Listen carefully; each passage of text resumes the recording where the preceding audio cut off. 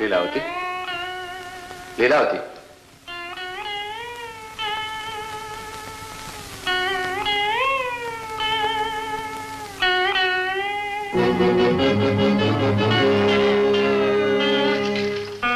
లీలావతి, ప్రహ్లాదుడు వచ్చినాడు, మన కుమారుడు వచ్చినాడు. నా మాట విన్నాడు లీలావతి, మనసు మార్చుకున్నాడు. వచ్చినాడు వచ్చినాడు. అమ్మా వచ్చావా తండ్రి?